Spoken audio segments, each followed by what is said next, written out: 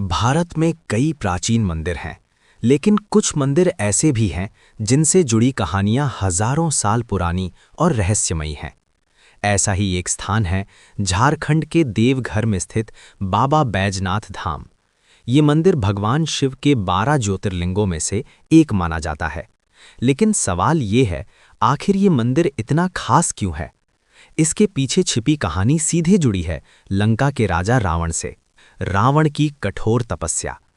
कहा जाता है कि रावण भगवान शिव का बहुत बड़ा भक्त था। वो चाहता था कि भगवान शिव लंका में निवास करें ताकि उसकी नगरी अजेय बन जाए।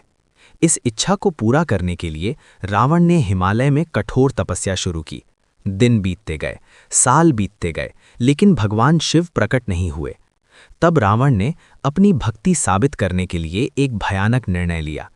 उसने अपने ही सिर को भगवान शिव को अर्पित करना शुरू किया। 1, 2, 3 ऐसे करते करते रावण ने 9 सिर काटकर चढ़ा दिए।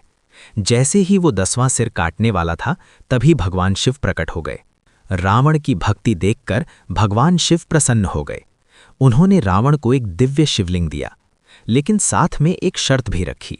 शिव ने कहा, इस शिवलिंग को जहां भी जमीन पर रख दोगे, वो वहीं स्थायी हो जाएगा। रावण ने वचन दिया कि वो इसे सीधे लंका लेकर जाएगा। देवताओं को डर था कि अगर शिवलिंग लंका पहुंच गया तो रावण और भी शक्तिशाली हो जाएगा। इसलिए उन्होंने एक योजना बनाई।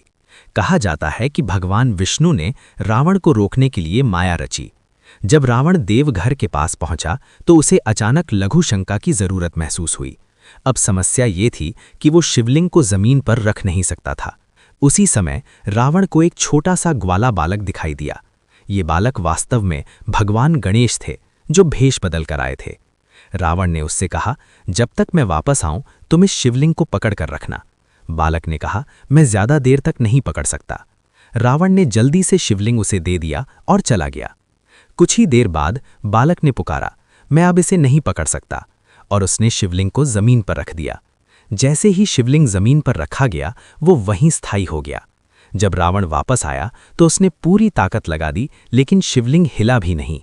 कहा जाता है कि गुस्से में रावण ने उसे दबाने की कोशिश की। इसी वजह से आज भी शिवलिंग पर दबाव का निशान दिखाई देता है।